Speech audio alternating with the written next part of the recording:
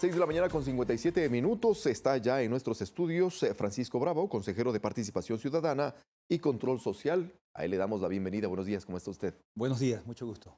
Gracias por asistir. Quisiéramos un poco evaluar brevemente lo que ha ocurrido en estos más de 130 días de gestión del Consejo de Participación Ciudadana, sobre todo con aquello que ha venido investigando con los casos llamados emblemáticos, los temas que han sido catalogados como presunta corrupción o corrupción. ¿Qué pasó, por ejemplo, con los dineros de la reconstrucción de Manabí?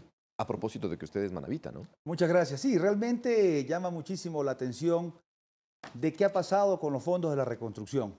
Tenemos las cifras iniciales, 2.946 millones de dólares que inicialmente ha manejado el Comité de la Reconstrucción. Pero resulta que hasta el momento ya se van a cumplir los 4 años, el 16 de abril del 2016, cuando pasó el fatídico terremoto.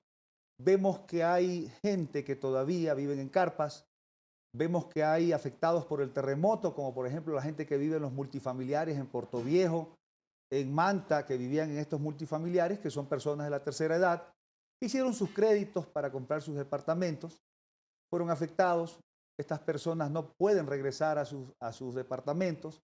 Esto ha pasado en Portoviejo, en los multifamiliares de Los Tamarindos, del Estadio, en Manta, en Sucre. Y así vemos que la reactivación económica no ha sido total todavía. No ha sido total. Pero ¿qué ha pasado con los recursos, con los fondos de la reconstrucción? Estos casi 3.000 millones de dólares iniciales se fueron y se desviaron a obras que eran muy ajenas a la necesidad del terremoto. Por ejemplo, aquí vemos que el Ministerio de Defensa Nacional de los fondos de la reconstrucción manejó 322 millones de dólares. Y vemos obras que eran muy ajenas a la reconstrucción, que sin embargo se invirtieron estos recursos. Y vemos que realmente llama muchísimo la atención las cifras. Por ejemplo, el Ministerio de Desarrollo Urbano y Vivienda manejó 503 millones de dólares y todavía vemos gente que está viviendo en carpas. El Ministerio de Transporte y Obras Públicas, que fue el caso de la demolición, manejó 110 millones de dólares solo en el tema de la demolición. Pero estas instituciones han entregado reportes, han entregado informes que dan cuenta del gasto que implica justamente el dinero que usted menciona. Mire, nosotros hemos solicitado el 23 de noviembre, solicitamos a la Secretaría, a la Presidenta del Comité de la Reconstrucción, a la señora Bexy Elizabeth Molina Álvarez, que es la Presidenta, solicitamos este requerimiento de información para que se nos informe las condiciones de los proyectos que contrató el Fondo de la Reconstrucción, el Comité de la Reconstrucción. ¿Cuándo fue solicitada esta El 23 de noviembre, ¿no es cierto? Bien.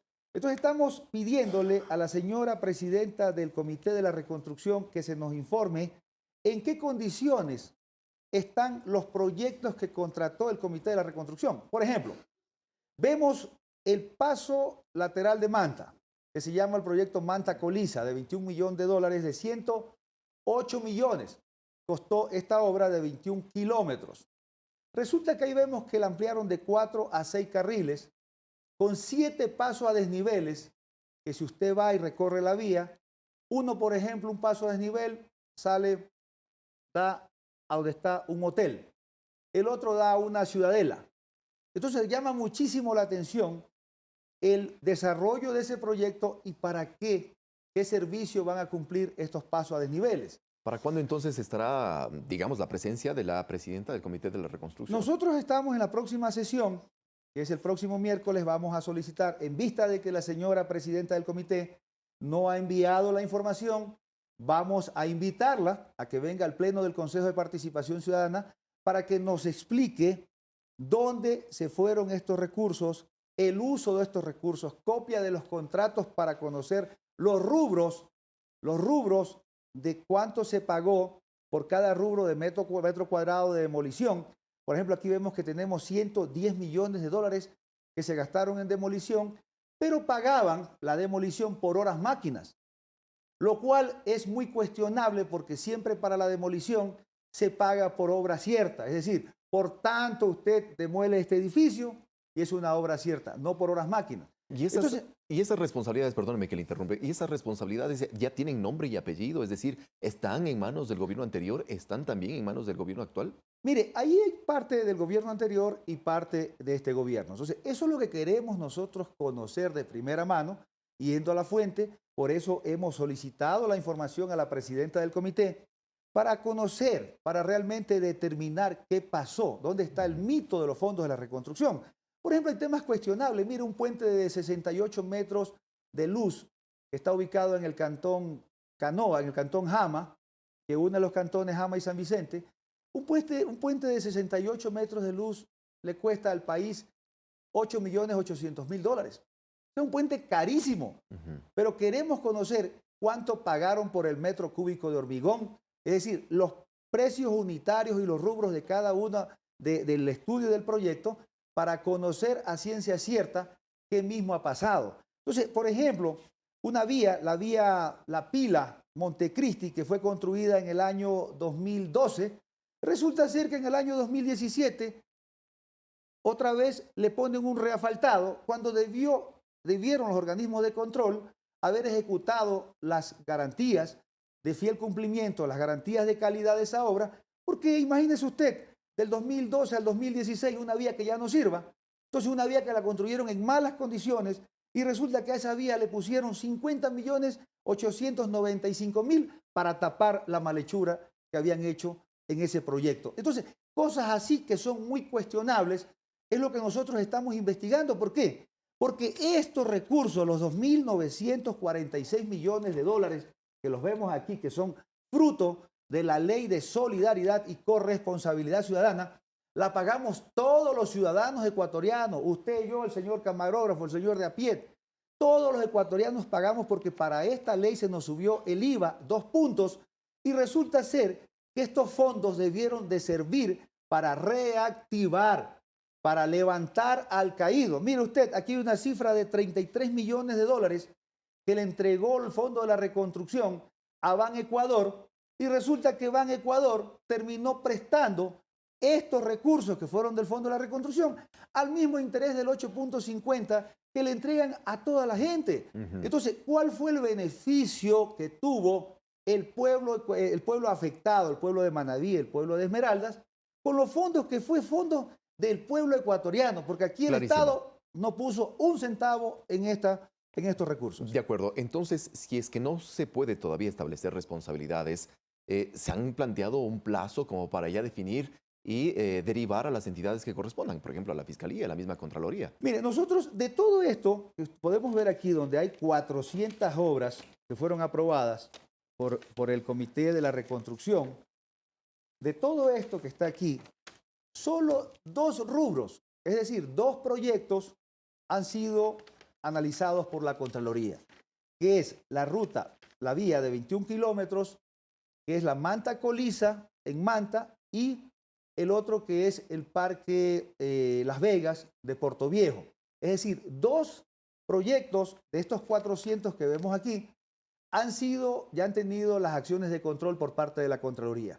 Por eso en los próximos días nosotros vamos a invitar al Pleno del Consejo de Participación Ciudadana al señor Contralor General del Estado para que nos haga conocer qué acciones de control va a emprender en este nuevo año referente a estos recursos. ¿Y qué pasa? Porque ya se me está acabando el tiempo, por favor. ¿Qué pasa con el resto de acciones de control en los llamados casos emblemáticos? Las Escuelas del Milenio, Refinería del Pacífico, Pascuales Cuenca, Toachi Pilatón, en fin, hospitales públicos.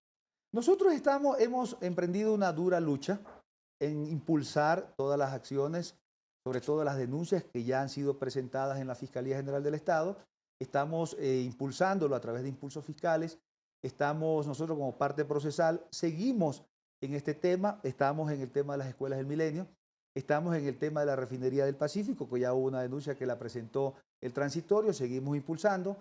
Presentamos la denuncia de la deuda pública. Y así el tema del poliducto Pascuales Cuencas.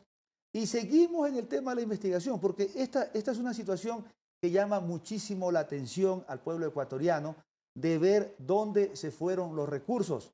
O sea, el pueblo ecuatoriano... Y los resultados de estas investigaciones es lo que más preocupa o lo que se espera, al menos de parte de la ciudadanía. Y ya para cerrar, perdóneme que le interrumpa, por favor, señor consejero, ¿Qué criterio le merece a usted, al Consejo de Participación Ciudadana y Control Social, la posibilidad o la facultad nominadora de designar a autoridades de control por parte de la Asamblea y ya no por parte del Consejo de Participación?